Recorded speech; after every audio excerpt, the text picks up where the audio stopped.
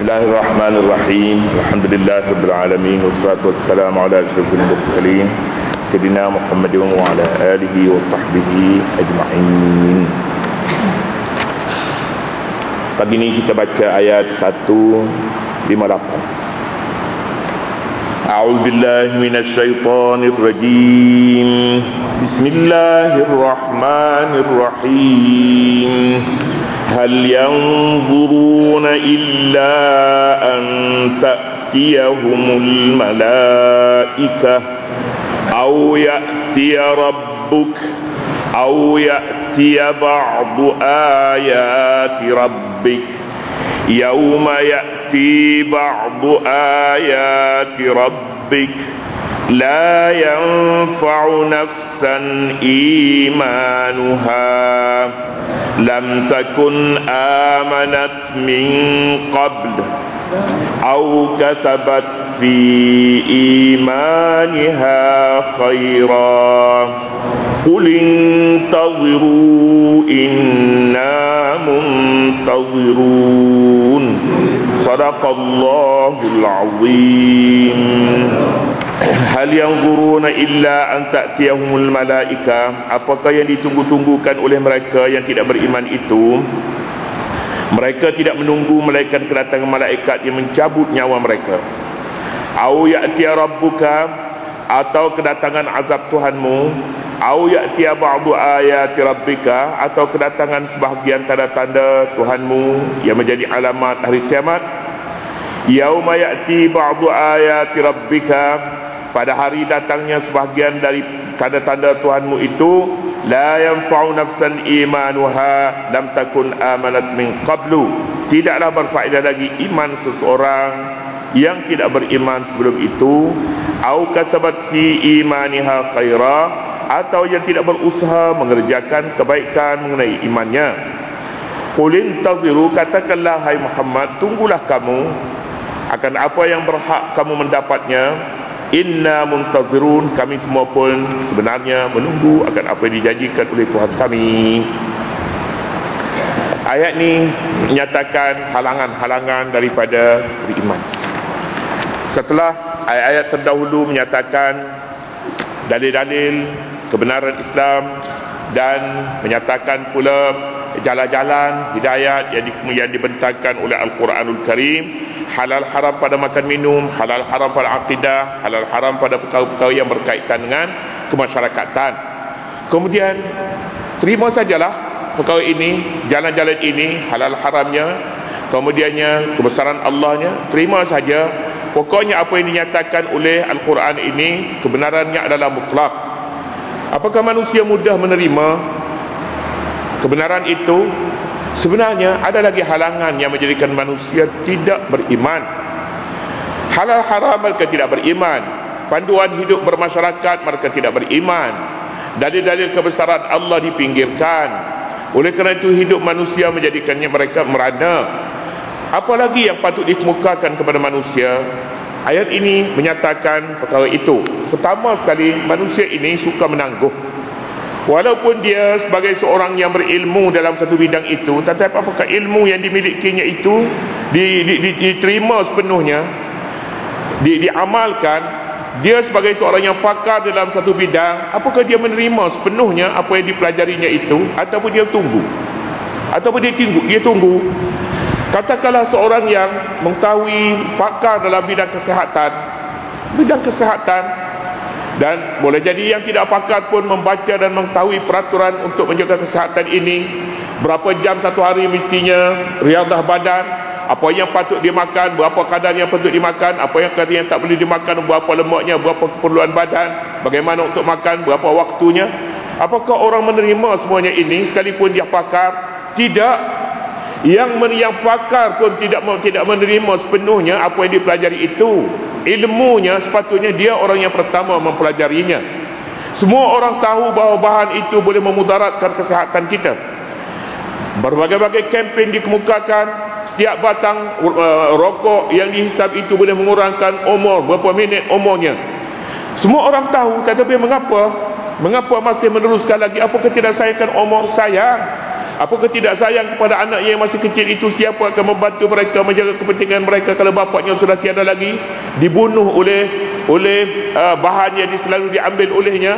Tahu semuanya itu, tetapi nanti dulu, nanti penyakit itu datang, mereka akan jumpa doktor, mereka berobat.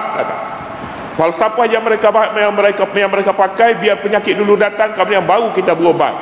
Jangan berobat sebelum datang penyakit. Kenapa? Itu merugikan hidup. Padahal itulah yang membunuhnya lebih awal.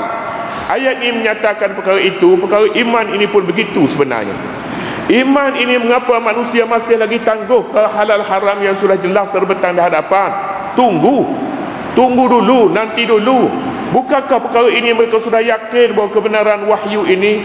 Sudah yakin, tetapi mereka katakan tunggu dulu. Apakah akal tak cukup yang dibekal Allah kepada manusia? Akal? Apakah fitrah tidak cukup?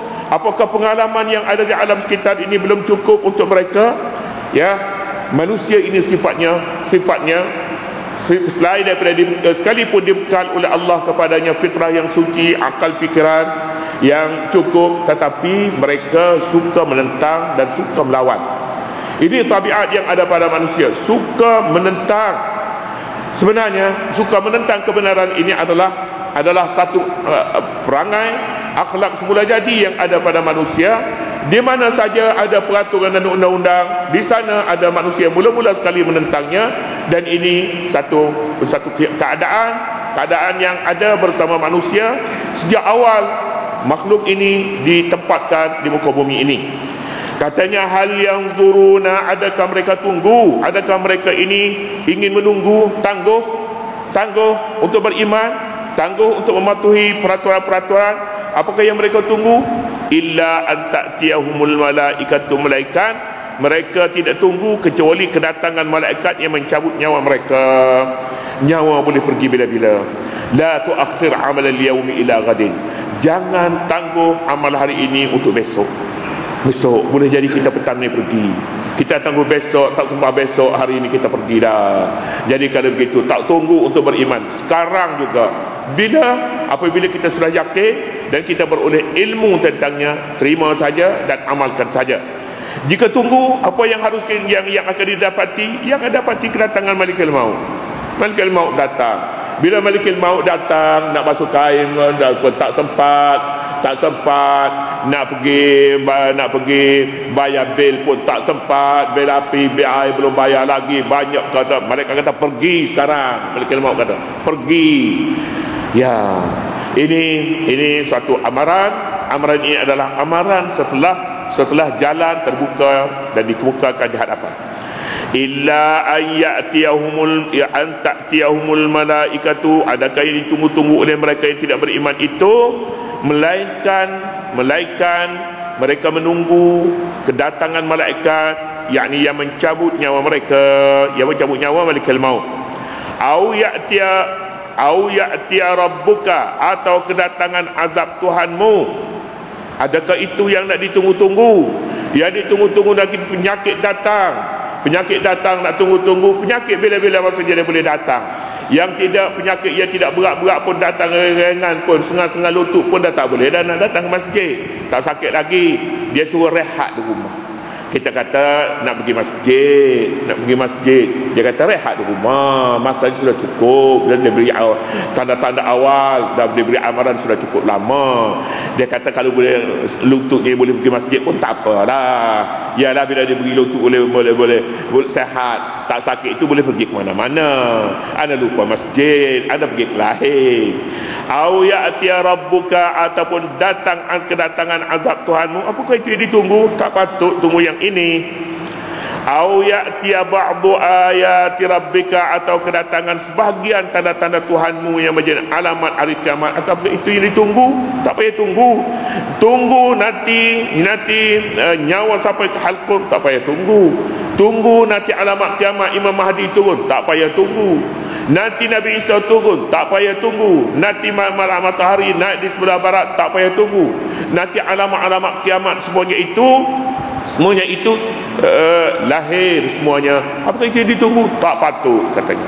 Tak patut. Apakah yang ditunggu itu azab Tuhanmu? Tak patut. Apakah kamu ingin tunggu apabila orang yang menderhakakan Allah tiba-tiba mereka pada waktu itu juga mereka sakit, pada waktu itu juga mereka pengsan, pada ketika itu juga tidak. Jangan terpengaruh apabila orang mengatakan pada benda-benda yang dilarang Allah itu banyak faedahnya. Jangan pula menyatakan bahawa pada ubat-ubat yang kotor yang dilarang itu boleh membawa faedah, boleh memberi kesihatan, memberi faedah kepada jangan tunggu perkara itu, kerana yang haram itu tetap haram dan tidak ada faedah. Yauma ya'ti ba'du ayati rabbika la yanfa'u nafsan imanuha. Yauma ya'ti pada hari datang, yauma ya'ti pada hari datangnya, ba'du ayati rabbika sebahagian daripada tanda-tanda Tuhanmu. Pada hari datang sebahagian tanda-tanda Tuhanmu.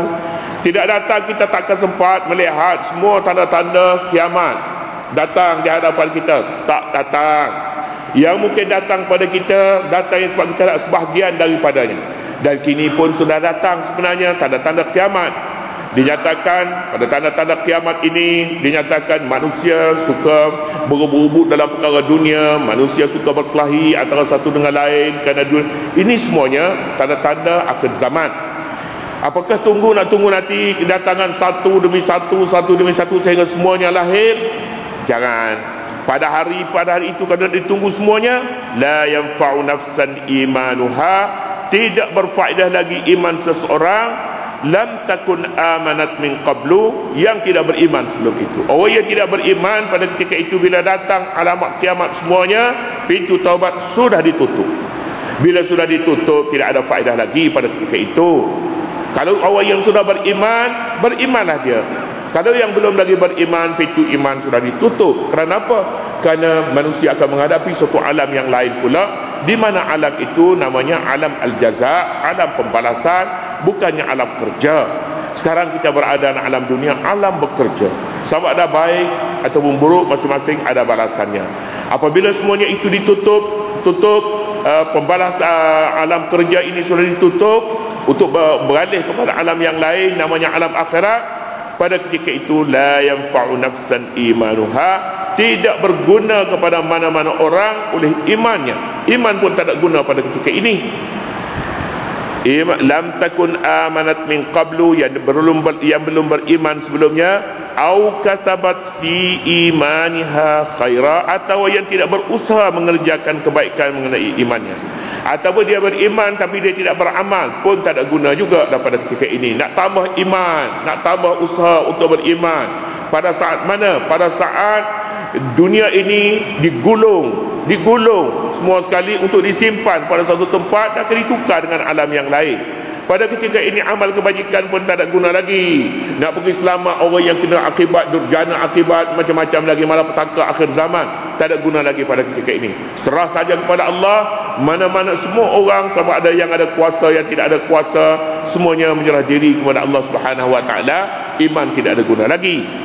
Qul intaziru inna muntazirun. Hai Muhammad, jawablah kepada mereka yang suka menangguh ini, suka tangguh iman, jawab intaziru, tunggulah. Kalau rasa ragu terhadap balasan Allah Subhanahu wa taala, semua orang boleh tunggu.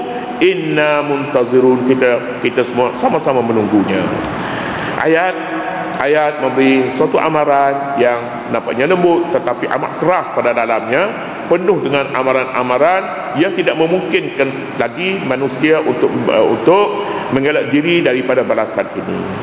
Itulah dia, halangan ini perlu dijauhi. Mudah-mudahan setiap orang mengambil langkah-langkah yang betul di dalam hidup ini.